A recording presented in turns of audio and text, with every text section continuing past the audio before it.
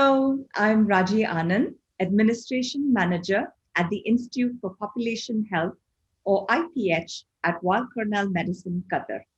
In today's podcast, we are in conversation with the authors of a paper titled Respiratory Epidemics and Older People. The paper has been published in Age and Aging, a journal of the British Geriatrics Society aimed at improving healthcare for older people. I would like to welcome the authors, Dr. Satyanarayanan Doraiswamy, Instructor in Population Health Sciences and Assistant Director, IPH, Dr. Ravinder Mamtani, Professor of Population Health Sciences and Vice Dean for Student Affairs, Admissions, Population Health and Lifestyle Medicine, Dr. Marco Amaduri, Associate Professor of Physics and Senior Associate Dean for Pre-Medical Education and Education City Collaborative Curricular Affairs, Dr. Amit Abraham, Instructor in Population Health Sciences and Project Specialist, IPH, and Dr. Sohaila Chima, Assistant Professor of Population Health Sciences and Assistant Dean of IPH.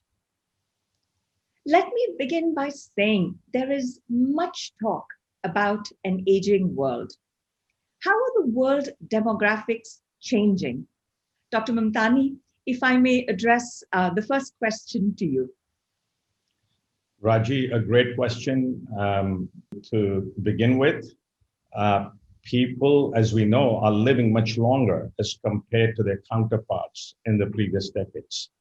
We are living in an aging world. The societies around the world are aging. Globally, the older population, in fact, has increased from 128 million people in 1950 to more than 700 in 2019. That is a five-fold increase. That, to me, is a huge shift in the world demographics.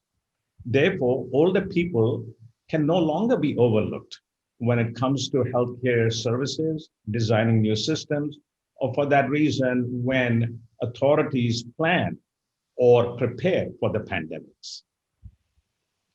Absolutely. So here's my next question, Dr. Mamtani. We know that COVID-19 has been particularly severe on older people. Can you elaborate why is it important to talk about older people in the context of epidemics and pandemics? As you rightly point out, COVID-19 has been particularly severe on older people. Even though the initial data, when we looked at it, going back 7-8 months ago, was limited, it surely flagged for us that this pandemic was likely going to be severe on older people. A similar situation, if I may add, was observed during the past SARS and MERS epidemics, also caused by coronaviruses. Now, 9 months into the pandemic, we now have reliable data to confirm that the elderly people experience severe forms of COVID-19 disease. As an illustration, 80% of COVID deaths that have occurred in the US have been in adults aged 65 and above. And when you look at the world data, similar trends have been observed in many other nations. Thank you, Dr. Mamtani. There have also been other pandemics, and you mentioned SARS, MERS. Dr. Abraham, if I may address this question to you, what has been the impact of past pandemics and epidemics on different age groups? Thank you, Raji. In the last century, the influenza viruses were primarily responsible for global respiratory epidemics. In some of these pandemics, most notably the 1918 influenza pandemic, people under the age of 65 were severely affected. Likewise, during the H1N1 epidemic of 2009, we observed a high prevalence amongst young adults and children. One possible explanation for low H1N1 mortality amongst older people is prior immunity with exposure to similar serotypes. If we examine the annual seasonal influenza epidemics, on the other hand, we observe a different pattern. For example, in many countries between 2002 and 2011, 2/3 of the deaths occur in those 65 years of age or older. This is 26 times the mortality of those under the age of 65. With regards to the SARS and MERS coronaviruses, they tend to disproportionately impact older people, similar to the seasonal influenza. However, they largely spare the healthy adult segment of society. These epidemics lasted for a limited time period, leaving us with very short-lived memories. So few, if any, lessons were learned from these past coronavirus epidemics on how to mitigate the impact on older people. Thank you, Dr. Abraham, for those insights. Dr. Amaduri, if I may invite you to take the next question. What makes older people more vulnerable to epidemics and pandemics? Thank you, Raji. This is a great question. This is a very important question. There is a broad set of factors that influences the health outcomes for the elderly in a situation of an epidemic. They range from the biological, physiological at one hand, all the way to the social and economic set of factors, lifestyle choices, and so on.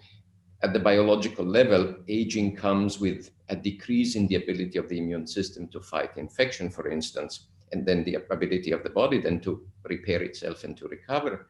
At the socioeconomic level, those factors determine the access of the elderly to good healthcare or lack of such access. Very important also, in between lifestyle and economic factors, these things combined will determine whether or not there is a network of support for the elderly in our community, or rather the elderly are actually fighting such a situation in a situation of isolation, if not altogether abandonment. Equally important, I would say, is access to information. And that's also a function of the socioeconomic status of the person, the access to information, to healthcare, to a network of support. Unfortunately, we are witnessing a growing tendency, it appears, towards sensational reporting in the media that may result in a situation of increased fear and stress. And after all, lack of knowledge, making the right choices to protect yourself in a situation of a pandemic. And so for all of these reasons, the elderly people face increased challenges. And so we need to take all of these into account when we want to discuss the healthcare and the care for the elderly in our communities. Very true. Absolutely. Very true, Dr. Amaduri. Thank you. Dr. Chima, can you please talk about some of the biological determinants that predispose older people to pandemics? What do we specifically mean by this? Thank you, Raji, for that question. So in general, we know that there are several biological mechanisms that make older people more prone to infections. As we may have mentioned earlier, there is a decline in immune function with increasing age. We also know that older people, they suffer more from chronic conditions such as diabetes, hypertension, coronary heart disease, chronic obstructive pulmonary disease, and cancer. And all of these chronic conditions increase their risk. Also, frailty, which refers to the loss of homeostatic reserve, makes older people vulnerable to the impact of even relatively minor stressors. So, frailty among the older people increases their risk of infection. Older people, they're also less likely to display typical disease symptoms than their younger counterparts. Notably, fever is one such symptom which is often absent, but case definition in viral epidemics, it often includes fever. Here, there is a risk of missing out on prompt identification of older adults who may be infected. We also need to recognize that nosocomial infections, which are caused in the hospital environment due to urinary catheters, feeding tubes, and other invasive devices, and also an exposure to pathogens in healthcare settings, presents a significant risk for the elderly. This also adds another level of disease burden on the older people during pandemics. Thank you, Dr. Chima.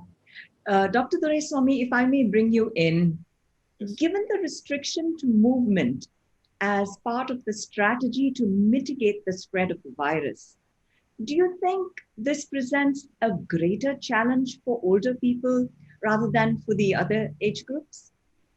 Thank you, Raji. I think it's a very important question. And my short answer is definitely yes. So generally, we know that individuals with greater social ties have better health and survival. Since older people are at a higher risk to the virus, they're advised to stay home and limit in-person interaction. However, this may place them in social isolation and lonely situations might ensue. This is a problem because we know that social isolation and the loneliness associated with that can exacerbate physical and mental health problems. And this is happening at a time when access to healthcare is not freely available for older people. In fact, the United Nations, in its policy brief on the impact of COVID-19 on older people, has warned that lockdowns and concentration of health resources on COVID-19 alone may marginalize older persons, and it could create barriers to obtaining health services for their existing underlying conditions, some of which may actually increase their vulnerability to COVID-19. So we really need to be cognizant of these issues and ensure that care and support is available to older population in a timely manner and in good quality. Thank you, Dr. Doraiswamy. To continue, can you please elaborate on the problems which may arise during the provision of healthcare services to older people during these pandemics? Sure. So many older people, who live alone require personal care, which is often delivered by carers or caregivers during pandemics. So, such care should be delivered without increasing the risk of infection, either directly from the staff who give the care or by transmission between clients. So these challenges are more prominent in older people who live in care homes, assisted living facilities, foster and group homes, and in those inpatient hospital facilities which treat chronic illnesses. So talking about healthcare access, during pandemics, older people visiting healthcare facilities for ongoing care already risks them coming into contact with pathogens. Also, in lower income nations in particular, healthcare access for older people remains limited even during normal times. So older people in general are a lower priority and face greater health insecurity when compared to the other physiologic age groups. Older people, and also those who care for them, are at risk of being considered a low priority for a variety of healthcare interventions that may be in short supply. For example, as we know, in the early stages of the pandemic, a debate on who should get a ventilator was circulating, and there were even calls to use age criteria for prioritization, and there was a serious risk of older people being left out of having access to life-saving ventilators. This was a very worrying development, to say the least. And in fact, no one knows how many older people would have missed out on getting life-saving ventilators when they needed it. Yeah. Thank you, Dr. Thank you, Dr. Doraiswamy, for those insights. Thank you. What is the takeaway message that you're trying to convey? Dr. Chima, if I may address this question to you. Sure, Raji. So the takeaway message that we are really trying to convey here is that the risks for older people in epidemic situations are varied and they remain of serious concern. But also that these risks, are basically influenced by biological, behavioral, social, and healthcare access factors. Amongst all the pandemics which we've encountered so far, COVID-19 has highlighted the vulnerabilities and needs of older people. This should really be translated into urgent action to mitigate the pandemic impact on older people in order to preserve their health and dignity. National societies, healthcare professionals, and policymakers must work with older people to address their needs in preparedness and action plans. Plans for old people, care homes, and similar situations must be developed and implemented with the full participation and agreement of older people at all stages. Thank you. Thank you, Dr. Chima. Dr. Mamtani, if I may please invite you to make some concluding remarks about the COVID-19 and the older people context in the state of Qatar. Thank you, Raji. We know COVID-19 has turned things upside down. There is absolutely no doubt about that. That said, living in Qatar during the pandemic has been a blessing. Qatar's response to the pandemic control has been effective, very well balanced, and wholesome in providing a safe environment to all of us in the nation. Our mortality rate in Qatar, in fact, is among the lowest in the world. And when it comes to the older people, the elderly are identified as one of the 7 top priority groups in Qatar's National Health Strategy of 2018-22. In fact, several programs targeting the health and well-being of older people living in Qatar were ongoing even before the commencement or the occurrence of this pandemic. Of course, COVID-19 has created upheaval, challenging all of us, but there remains hope. Preventive measures are working well, and there is a vaccine, as we've now learned, on the horizon. No matter where we stand, we must remain an age-friendly society and make the world a better place for all, including older people. The Institute of Population Health at Cornell in Qatar is at the forefront of lending full support to the state of Qatar in its overall goal and mission of promoting health and well-being of all people in the country. Thank you. Thank you all. This was really an insightful conversation on respiratory epidemics and older people. To our listeners and viewers, if you have any comments or suggestions, do write to us at iph@qatar-med.cornell.edu and stay tuned for our next episode. Connect with us on social media, #IPH Qatar. IPH, paving the way to population health.